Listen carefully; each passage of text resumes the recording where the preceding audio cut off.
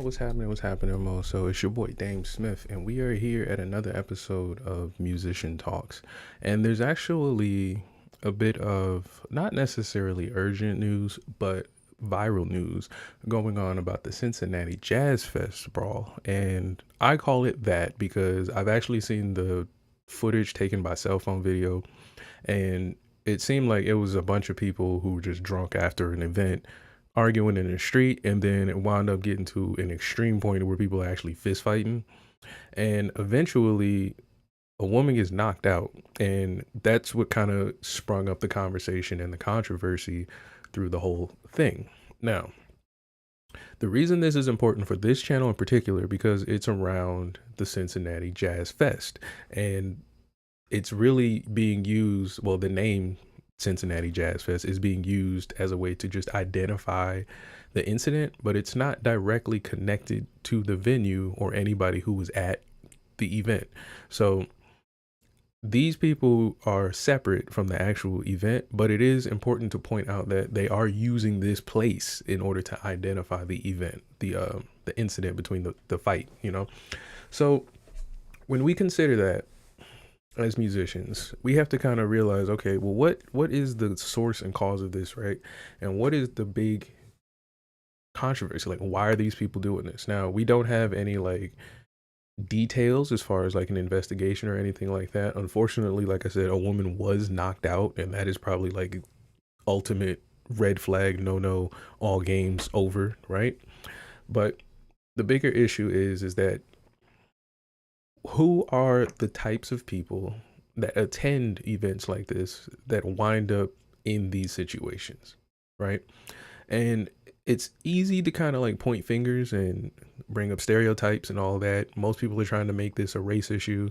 A lot of people are trying to make this a class issue or a political issue. But in reality, this is actually a common occurrence when you get large groups of people together. Now, depending on the age group, depend will change the extremity of the incident. But ultimately, when you do have groups of people together, whether it is a celebration or not, violence shows its ugly head, right? And so I did take a chance to kind of like look through some of the, like I said, some of the videos and the articles coming out. This actually happened on Friday, July 25th. It's the 28th, the following Monday at the recording of this. So the virality is a little slow, right? But the incident still kind of like speaks to the current times in that many people are kind of just on edge for no reason, even at like pleasant events like jazz festivals. And if you don't know what a jazz festival is, it's essentially an event where you have multiple artists, groups, or bands and orchestras come together and perform for the audience and essentially showcase their skills and maybe their different talents and upcoming, projects and albums. The cool thing about Jazz Fest is it invites a lot of vendors and other people to maybe sell drinks, sell merchandise, food, or even just network, right? And so when a city hosts a Jazz Fest, it attracts a lot of different people, okay? And so what happens typically, depending on how popular your Jazz Fest is, it attracts everyone. And I mean literally everyone, from the dirtbags and scumbags and losers to the best of the best and the elite, right? And so what typically happens is that if there is no mitigation, meaning like if there's no separation or diversity in terms of how people are experiencing this event, there's going to be a clash of culture. Okay. And that clash of culture happened on Friday in the sense of there were people who clearly were belligerent and people who were clearly drunk, possibly on all sides. And there were people who were trying to de escalate mixed up in the middle of that. And so what wound up happening is that people got hurt. And so this is something that, again, commonly happens when we look at specifically music events, but pretty much large gatherings of people. It's almost like a human phenomenon, okay? And so I kind of was able to go through some of the articles and things like that, and it's a pending investigation. They're trying to break down all the footage and things like that. So we really don't have details on the specific incident, but we can look at some of the basics as far as figuring out how this typical incident happens, what to avoid, and then what kind of situation encourages this, okay? And the main thing you want to really focus on is looking at this from a safety perspective, and of course looking at this from a more so, I would say, safety slash prevention, okay? Because the key thing that I've noticed in that whole video, if you go watch the video, it's typical of a street fight video, but it's pretty graphic in the sense of like the people in the surrounding incident, okay? So just to give you kind of like a timeline of it, the video just starts off with a brawl in the street, and it's come from multiple angles. Somebody actually made a compilation of all the video clips, and it's from multiple angles. And what winds up happening is that they start targeting specifically a older gentleman, like an older white man. He's in a white polo and he's getting beat up in the street by like 4 or 5 different guys, right? Now, this is why it made it kind of weird, because like you can see the guys kind of taking turns with hits, and the hits aren't really like strong. They're not really like doing damage. They're just, kind of like annoying the guy in a sense, but they keep shoving him on the ground so he can't get back up, and they're surrounding him, and he's obviously older than them and not as strong. But what they wind up doing is they just keep kind of like taking turns and pushing each other to the side and like taking turns to hit him. And it's like, okay, what is the goal here? Like, why are you doing this? And this goes back to the general point of like what type of person would do this, right? And so as they continue to fight, you start to see more and more bystanders come over with cell phones to record, like the one you're watching from. And then eventually it cuts to another clip where the white man who was getting attacked is now standing up and like getting attended to by maybe his entourage and the people around him who were trying to break up the fight. And then as they're arguing still, they're not walking away from each other. Everybody's arguing and just standing around in the street, just arguing and being belligerent. Everybody here. There's another woman who walks up in a blue dress, blue floral dress, and then suddenly a woman from behind her on her left runs up, hits her in the head, and then she turns, and then everybody starts swinging. And as they start pummeling that particular woman, some strange man who had no, well, he probably did have involvement in the fight, but some strange man in the distance came over and took that as the opportunity to hit the woman in the face, knocking her out. Now, this goes back to, again, the greater question here is like, who was that guy and what was he thinking? This whole 10-minute altercation between these fully grown adults at a jazz music festival, right? And so, as again, what makes it so controversial is not so much the specific fight because of how common this is in these events. It's the reaction of everybody around it, which made it so controversial. Because there's obviously people trying to say that because there was a white couple attacked by a group of black people, we're going to play race.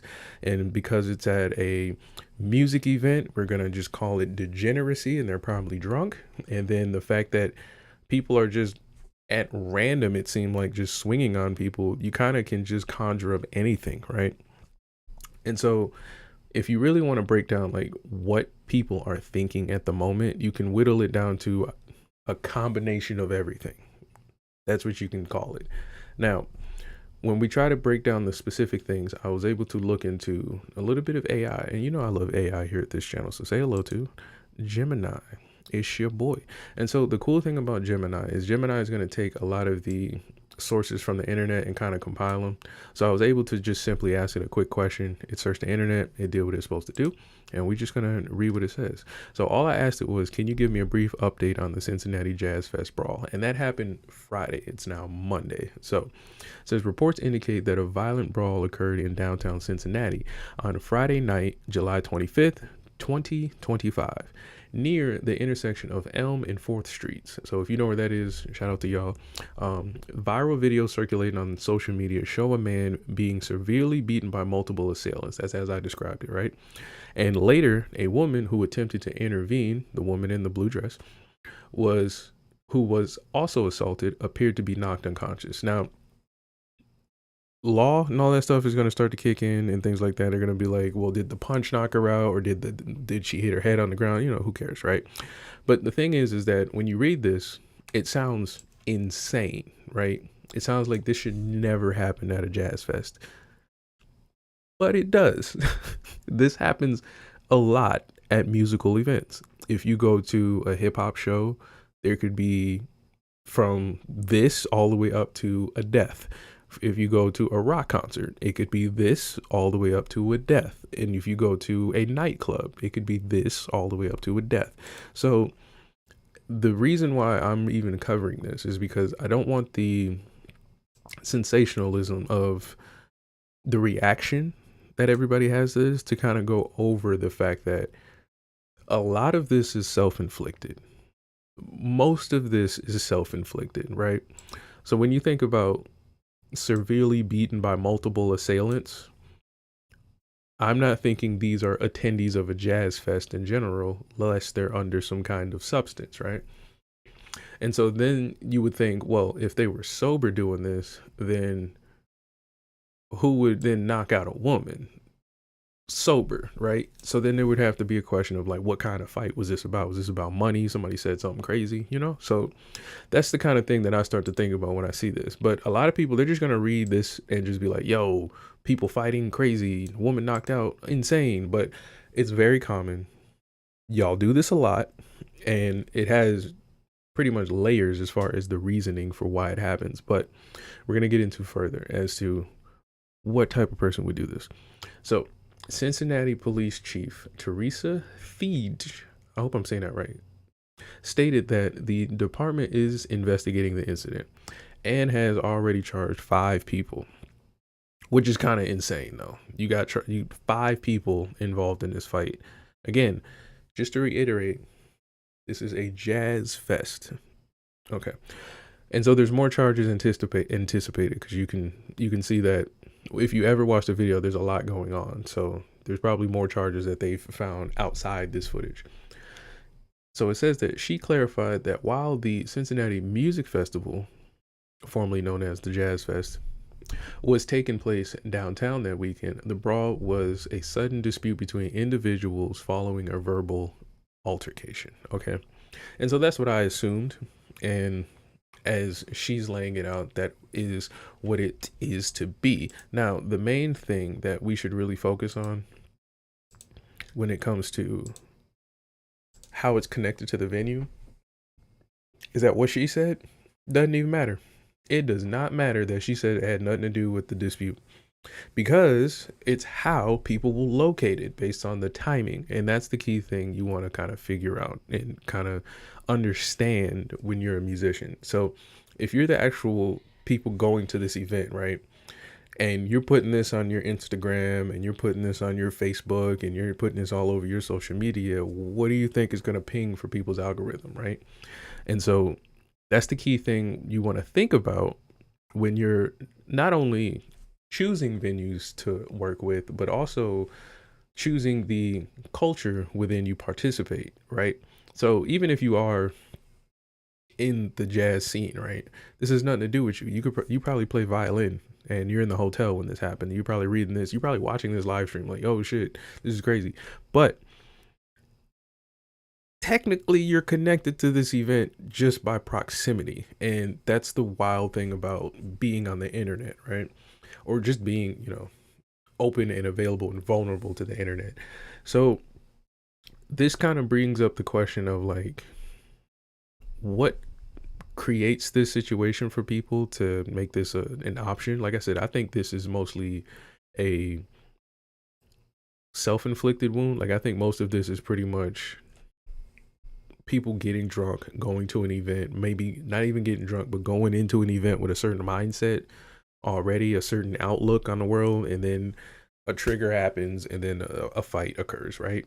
And so when we think of that, I would think of something like, you can even use, we'll go with race, for example. Jazz is typically attended, especially jazz fests in the city, attended by black folk, colored folk, right? And there's a sentiment that that culture has on people who aren't black, right? And so that's part of the talking points when it comes to this video. A white guy gets fought by a bunch of black guys. What kind of issue did they have there, right? And then there's also the conversation of what kind of people attend jazz fests in general. So if you remove race, there is an elitism or a separation as far as the people who listen and create jazz to the fans who just, love it and love hearing it, right? So if you do go to a jazz fest, what do you expect to be doing there? When you buy your ticket and you expect to go and sit down or, park your car even and the walk over to the venue, like what do you expect?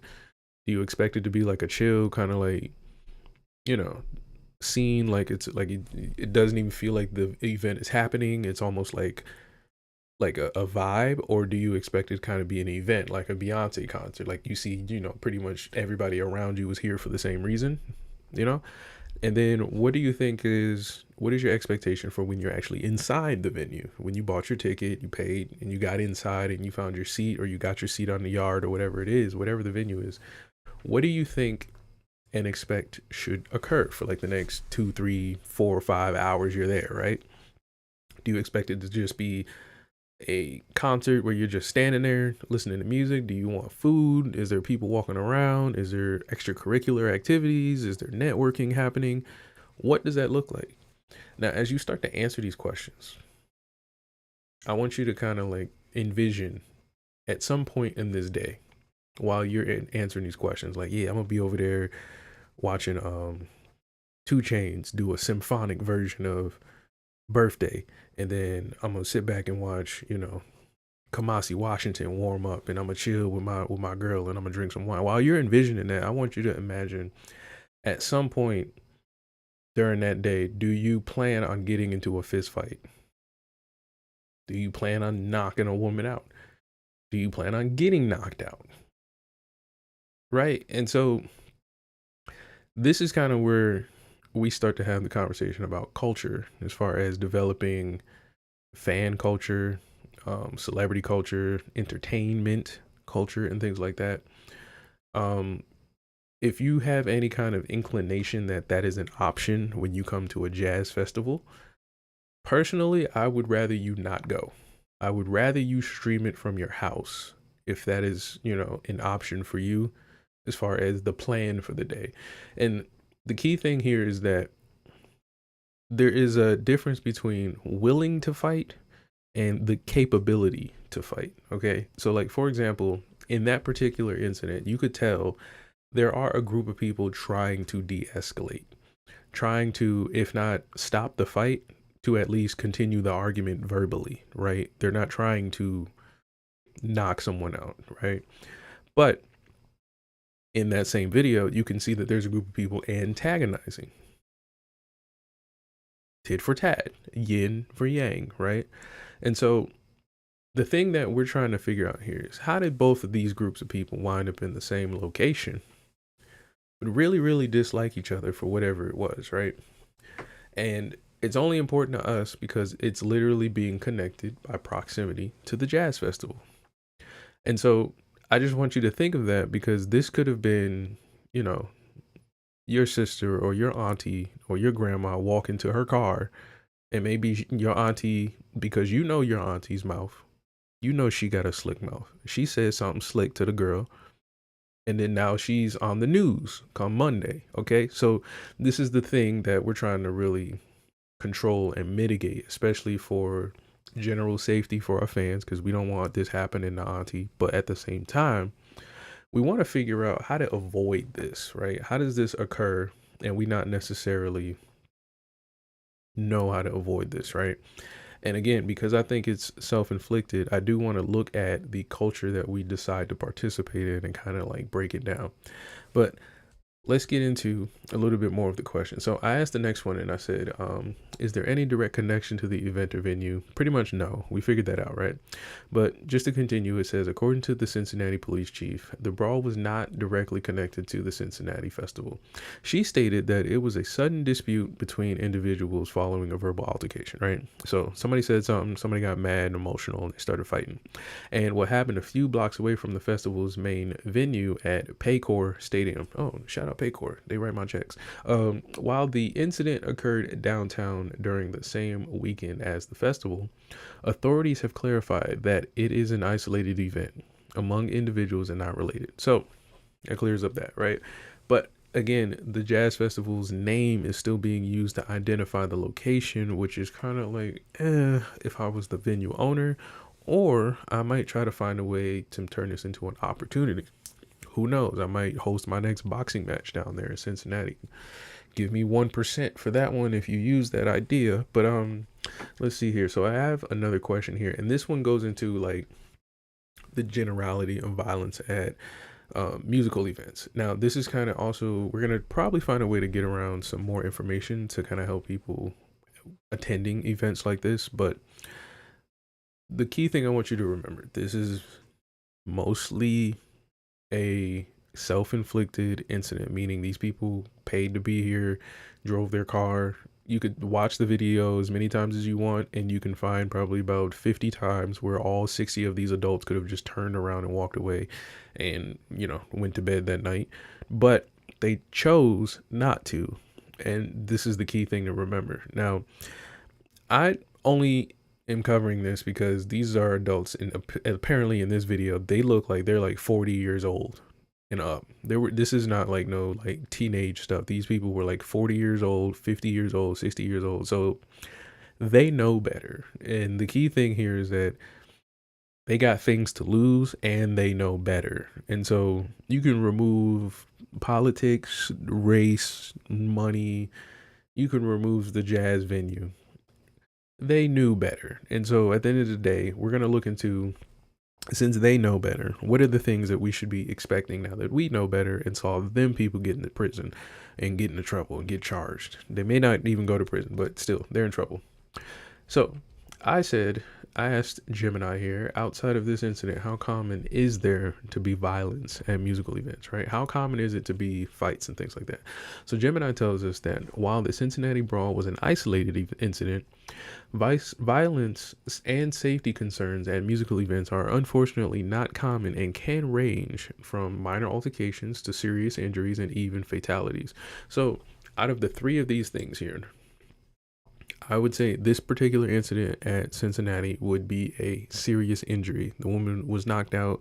Apparently, in the video, she came to, and people were able to help her up, and she's recovering and she's doing better. That's great. And again, the video is traumatizing. I don't suggest watching it if you're, a sensitive person, but I had to watch it so I actually knew what the hell I was talking about. But yeah, that's what I would call a serious injury. Like, all right, like if this happened at my show, if I was at a concert, right, and for some strange reason y'all started fighting in the on the crowd, and I just see a girl laid out on the floor, I'm cutting the music. Like, we're stopping everything. It's over.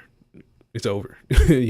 So that's a serious injury. A minor altercation, in my opinion, would be like if that fight happened and those two guys were shoving and then they just kind of like backed off and like blah blah blah blah blah and started barking a little bit. That's like a minor altercation. Like, they can go to the two corners of the room and pout if they need to, right? Put them in timeout. But the minute somebody gets shoved or somebody puts their hands on somebody or they start to like throw drinks and like throw people on the ground and stuff like that, or like crowd around and like pick people up and shove people, like that moves into like the gray area between like you should be kicked out for this. Literally, you should be kicked out. There's like zero tolerance for this, and we're doing this to avoid getting to the next area, which is serious injuries, right? That's how I look at that. And then fatalities are literally what they are, fatalities. You did something stupid or mean and you wound up hurting somebody to where they're no longer with us. That's pretty much what that means. So he says it's a complex issue with various contributing factors, very, very complex. So a lot of this is going to be around like culture, but a lot of it is going to be things that are kind of things you can't really control. It's just things you can look out for, but there are things that tend to be common when it comes to musical events, which is why, luckily for me, when I go to musical events, I rarely went as a fan. I was always, or often, I would say often, not always, probably like most of the time I've gone to a live event, I was even invited backstage, so I had the safety of pretty much being backstage. I wasn't out in the public for most of the events I went to. I probably went to about 2, maybe 3 musical fests as a fan. The rest I was backstage, so for me, I've had that experience. For other people, you have to kind of prepare to be out in the public. Essentially, you're going to the gauntlet. And if you bring in your family with it, everybody's got to be pretty much on point, and this video proves it. This incident here in Ohio pretty much proves it, that you pretty much have to be ready for anything in any situation for all attendees, because these people, again, they were like 40, it looked like they were 40 plus years old, fist fighting in the street in what I would call business casual clothing, and maybe some like street casual clothing. Like, they weren't dressed as thugs, they weren't like out there looking like degenerate. These were supposed to be good looking citizens out here fist fighting at a jazz festival. So that goes to show you that you go to these events, you're in the public, like you were in the public for real, okay?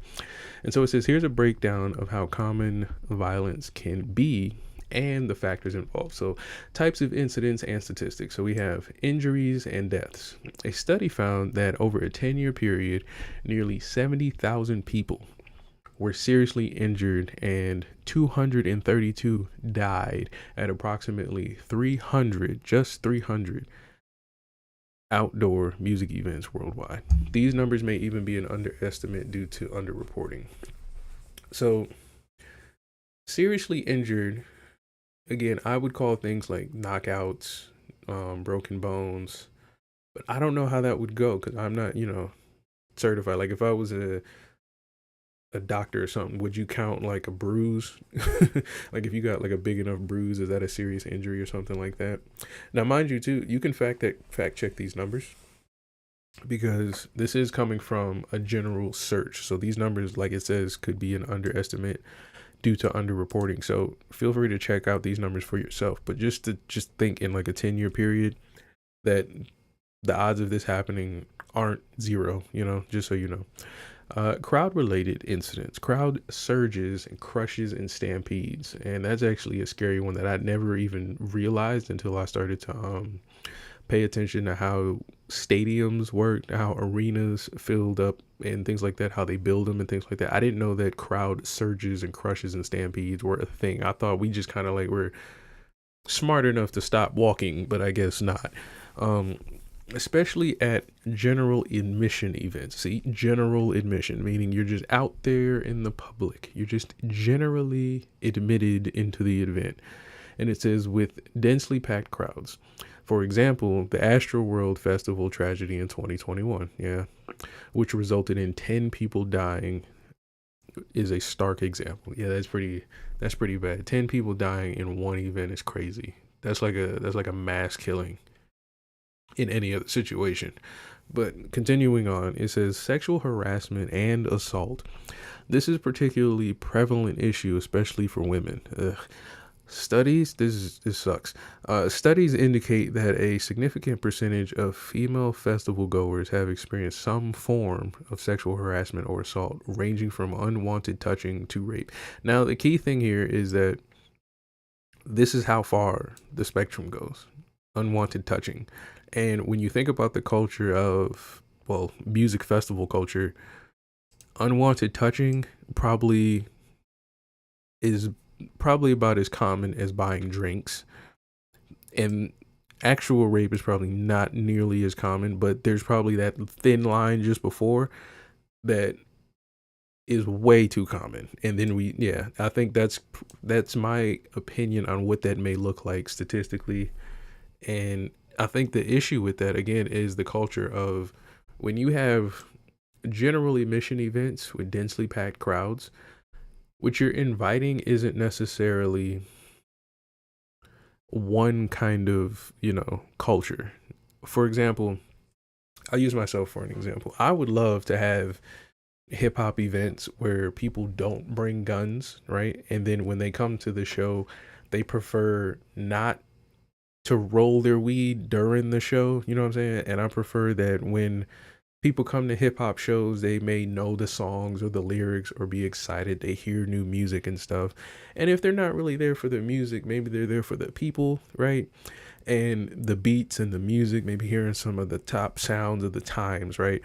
And also, I would like for people when they come to hip hop shows to prefer to dance. And if not dance, at least, groove and things like that. That's what I prefer.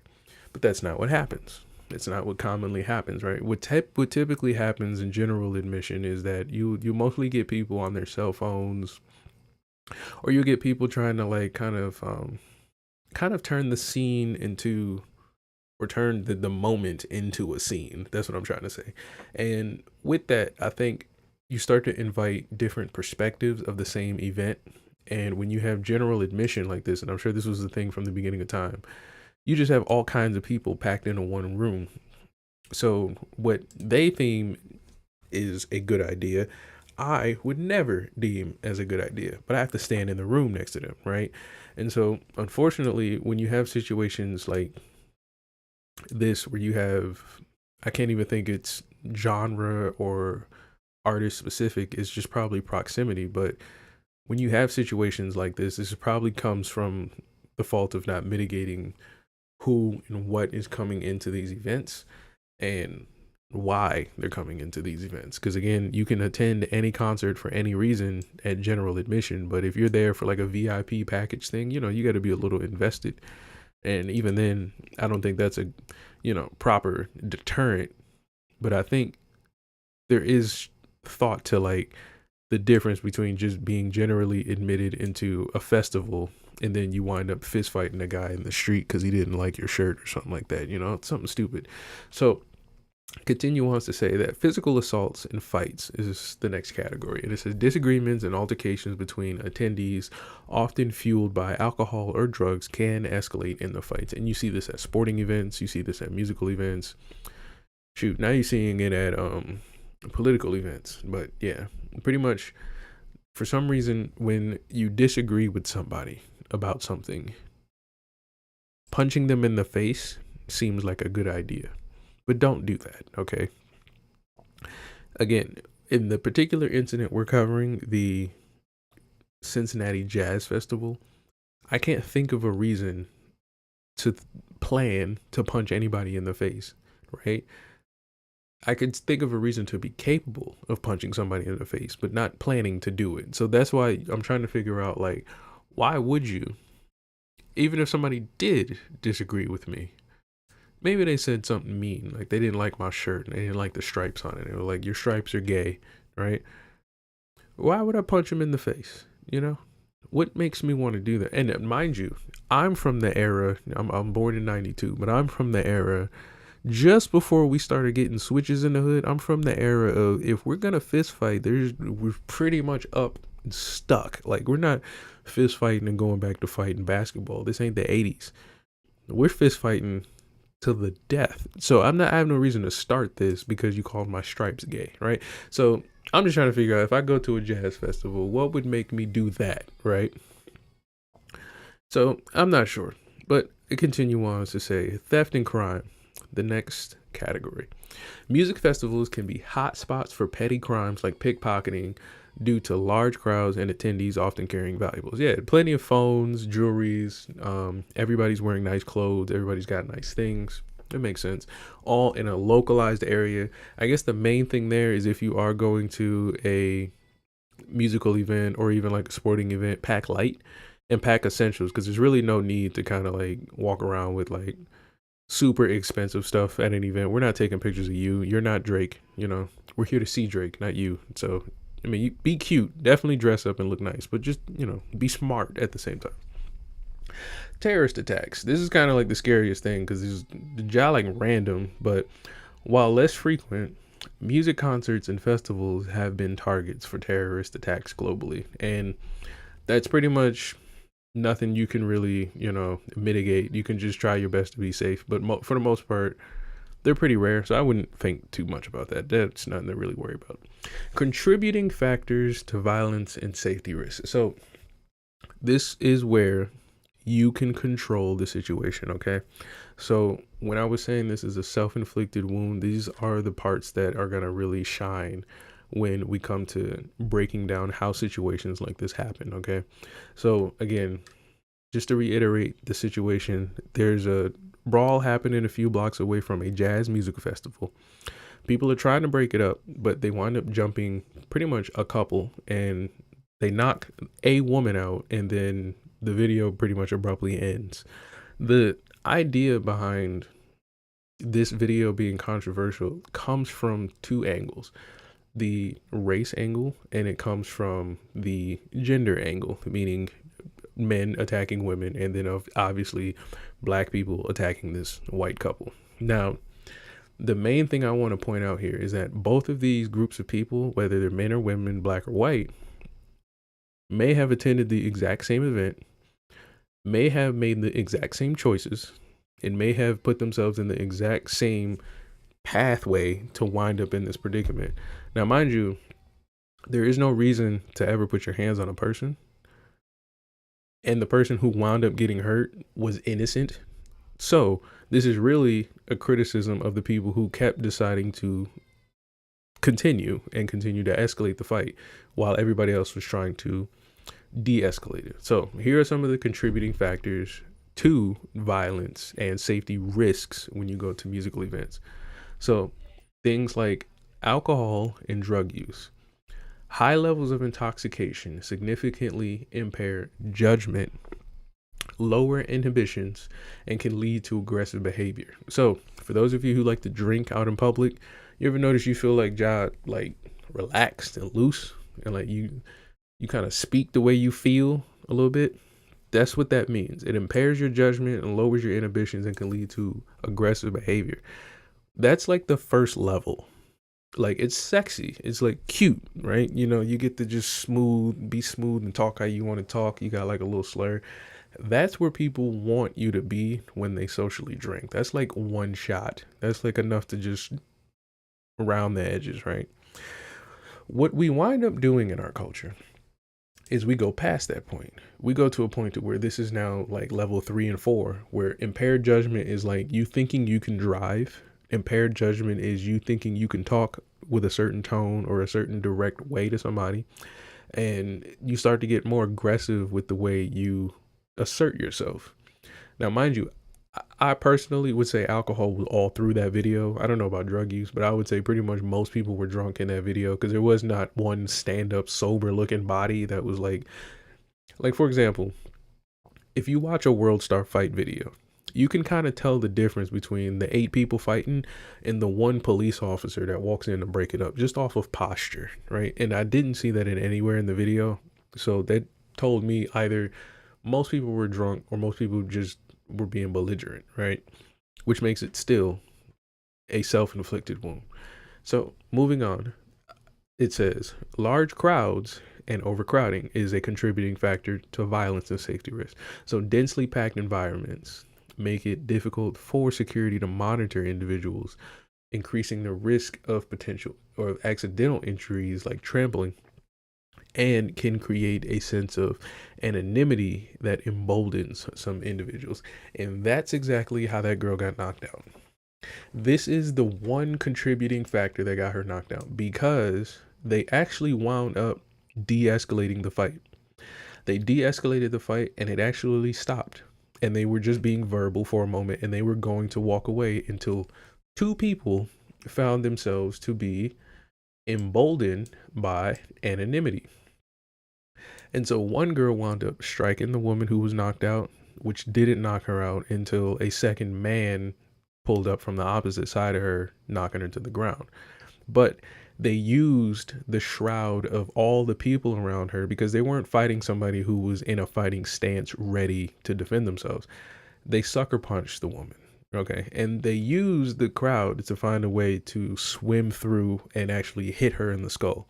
Now, the thing that you got to remember is that it's not her fault. She's trying to de-escalate it, and she, again, being who she is, probably is not aware that that could occur.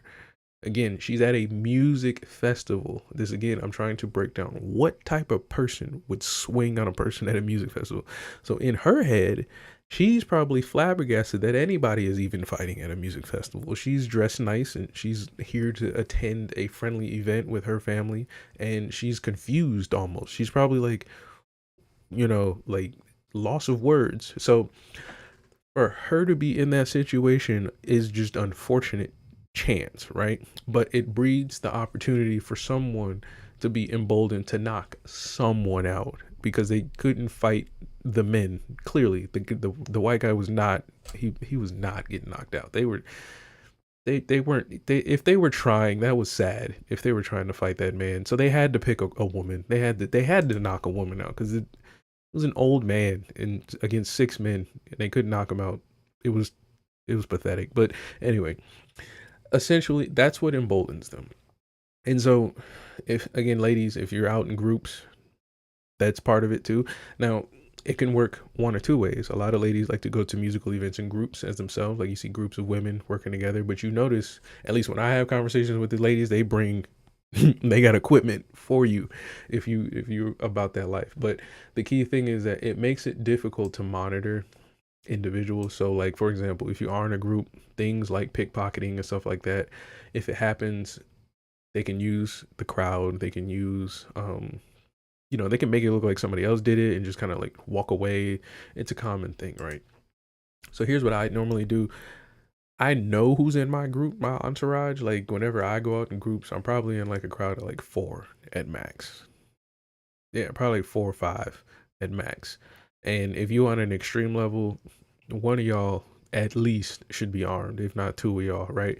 But the key thing is that you should be very aware of who's in your group and where y'all are at. That way you can understand what's going on, at least on an individual level. And so the next thing it says is inadequate security and crowd control. This is kind of like an obvious one, but it says insufficient security personnel, poor training, and ineffective crowd management strategies.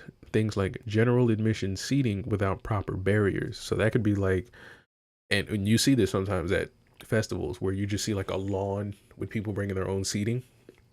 That could be a problem. that could be a big problem.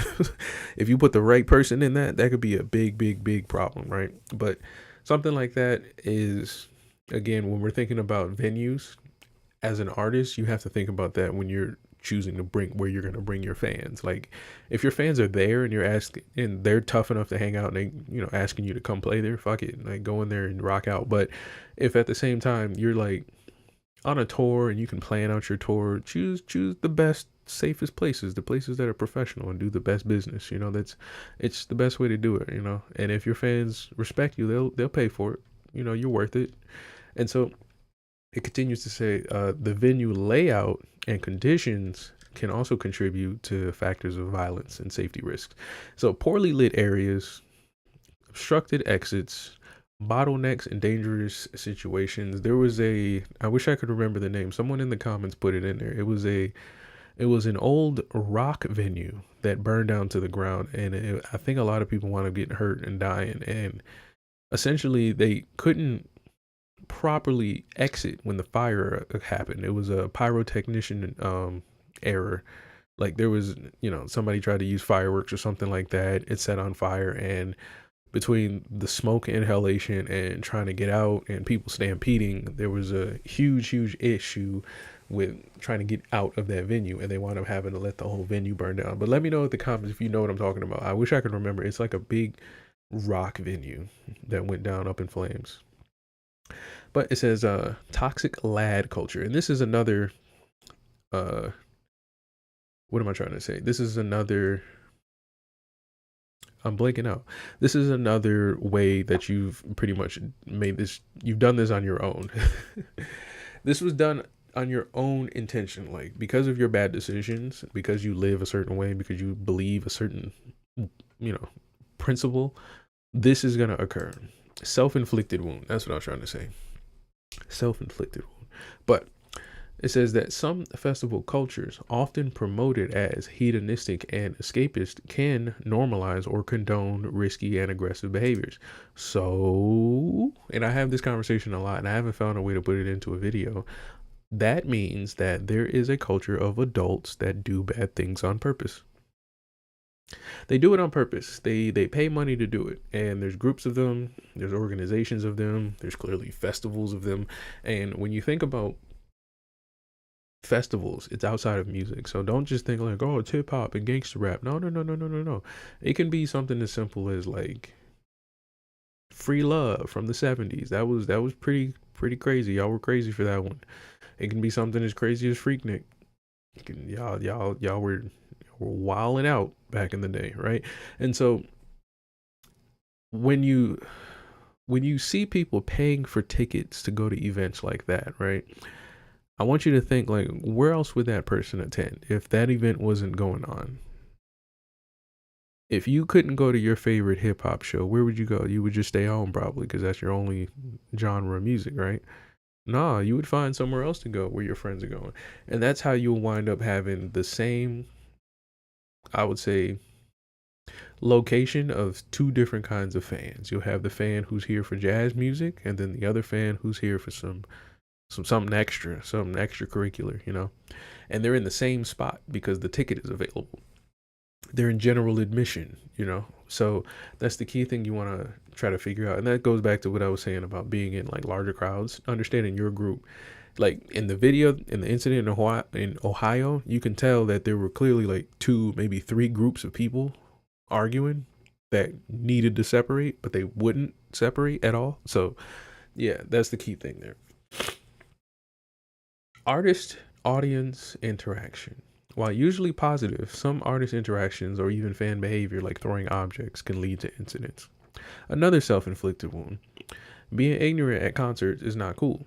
So if you're throwing stuff at the artist who is technically a musician here to do their job, that's ignorant. You shouldn't do that. It's kind of self-explanatory. We don't need to go into that. Genre of music. So this is where people don't like to say this. People don't like to say this part, but this is actually the fun part of music. And this is, if you're a real musician, this is where the talk happens, where you start to figure out who's getting signed and what the children are listening to. Yeah, this is where we get to the good part. Okay, so it says the genre of music. Some studies suggest certain genres like punk or metal might be associated with a higher risk of injury due to aggressive dance styles, like moshing. Though it's important to note that violence isn't exclusive to any genre. So, two parts of this. I have a medium-sized brain, and it tells me that if you're going to tell me that some studies suggest that certain genres might be associated with a higher risk due to dance styles, why do they dance like that? Like, if you ask me, yeah, we're going to a hip hop concert and we're doing the new dance, snuff a nigga in his face, and I ask you how you do the snuff a nigga in his face and you just start swinging at me, um, I won't attend that concert. I just won't do it. Now, I got to ask the question, why would you pay a ticket to go to a show to intentionally try and injure yourself? See, for example, like if I went to an amusement park and I got on a roller coaster and you was like, yo, sign this waiver before you get on a roller coaster, you're telling me that there's a risk I'm gonna injure myself. But if I looked at the waiver and it says you're going to die at the end of this is who's your beneficiary. I'm not signing that. I'm not signing that. Okay. So that's an extreme. Let's bring it down to a little bit. If you told me, hey, try this milkshake, it's going to give you a tummy ache, I'm not drinking it. Like, okay, I'm not drinking it. So that's my logic when it comes to pain, injury, harming people, being harmed by people, you know. So when it comes to that, I just got to ask, what type of person would sign up to do this? Now, this goes into a plethora of different conversations past the genre of music where we can talk about, like, well, what kind of person will go to any event and do that, like a sporting event, and go crazy? Who goes to jazz festivals and fight blocks away from the jazz festival? Who goes to hip hop clubs with a gun? Like, when we start to ask these questions, you start to find real answers, and then you realize the people saying the answers don't really make sense for why they're choosing to attend these places. Now, if you had something to say like, all right, I go to a punk or metal show because I like to dance aggressively, right? What part of that harms someone else in that sentence? And if you ask them to answer that question, like, yeah, this part harms others, will it make sense to you? I want to know in the comments. Will it make sense to you to be like, yeah, I'd pay tickets for that? So the next thing it says is lack of planning and preparedness. Event organizers who fail to adequately assess risks. We recently seen this. This was really sad. There was I'm gonna finish it in a minute, but it says that develop emergency procedures and provide sufficient resources like free water, chill out areas, and clear signage contribute to potential problems. There was I think it was in Miami where the entire roof caved in and it killed a bunch of people. That was pretty crazy. That was sad, and yeah, that was sad to find out. And then of course we hear about Burning Man and all these different things, the fire festival where people are just throwing bodies out there in the water. Like, they just flying people out to islands and just asking them to wait and see what happens. And it's craziness because I couldn't imagine flying out to a place and then being bamboozled, because I would want somebody's head on a mantle. I'm not gonna lie, I'd be really pissed. But a lot of these situations, again, they're all self-inflicted wounds. You don't need to take drugs or alcohol to go to a music event. You can go to Kendrick Lamar's concert and you don't have to smoke weed. It don't even make them sound cooler. I promise it doesn't. Pusha T, you can go to there, you don't have to do coke. It doesn't make them sound cooler. I promise it doesn't. I listen to them sober. They sound just the same, right? Large crowds and overcrowding. The key thing to this is more so gonna have to do with the intentions of the venue, okay? Things like lack of planning and preparedness, large crowd, inadequate security, layout, and condition. That's going to be on the venue, which is still a person issue, meaning like people have to be on their shit when they want to run venues and house groups of people and artists and things like that. You have to make sure your business is on point. We don't want people getting hurt. But as far as us as fans and things like that, it's going to be this part right here. how we interact with each other in the street. If someone says your stripes are gay on your shirt, are you really gonna walk over there and say something mean? Like, who cares that your stripes are gay? You put it on, you bought the stripes, they're gay, who cares? You're fine, who cares? Right? And then things like, at least in this particular incident, it seemed like they were just antagonizing each other for the sake of just doing it. Like, you don't have to fist fight if you want to be in a disagreement. Like, especially at sporting events and things like that, you see people really, really, really trying to like get aggressive with each other physically over a sport that they're not participating in. Like, you're not even playing the thing, and you acting like you were on the field. But next thing, like artist interactions and things like that, you definitely don't want to be negative towards like comedians and artists and things like that. Heckling, that's whack and lame. But all of this are things that you choose to do that create this kind of like environment that you probably don't enjoy yourself. And then of course the genre of music. I listen to hip hop all the time, and I've never felt the urge to swing on somebody. So I don't know what that comes from. I listen to hip hop all the time, and I don't feel the urge to pull a pistol on nobody. I don't know what that's about. So I think it really comes down to your life choices and what you're doing with your life choices. Because I've listened to heavy metal. It's pretty chill. Bunch of dudes just screaming over drums and guitars. There's not much really happening there. So I don't know where all the aggression is coming from. Like, I'm so angry at the world. Like all the skulls and the sadness. Like, at the end of the day, you're plucking the string and you're hitting the drums and you're singing. Like, unless you're really moving like people and like beliefs and issues, like, relax. System of a Down. Like, okay, relax. It's fine. You'll be fine. Just go to the show, enjoy the music, and come home safe, right? That's the key thing here. That's what we want to do. And so there are actually a lot of efforts to try and improve safety. And a few of them are listed here by good old Gemini. So the key thing that Gemini shows us is that there are actually many festival organizers and event venues implementing stricter security measures, including increased security personnel and training, improved crowd management techniques. So we'll probably actually explore some of these. I'm gonna keep these up, and then we'll try to see what some of these changes are going into the future. Drug checking services in some regions to reduce harm of illicit substances, and safer spaces, meaning campaigns to address sexual violence and harassment. I actually really, really, really like this idea. That is awesome. Enhanced surveillance and monitoring, that's going to be key, and better infrastructure like clear exits and lights and things like that. So yeah, Gemini, thank you. We're going to take you away. And I think that's pretty much going to be us for the moment. And you're going to see a lot of people try to cover this from many different angles. Race is going to be one of them. Politics is going to be another one. But I'm taking it from the musician's perspective, so you guys can really understand what it's like to see this as a musician and really see you guys function out in our music events and things like that. But for all in all, I think you guys will enjoy this one. And if you do, make sure you hit the like button and subscribe for more. And I will see you guys next time.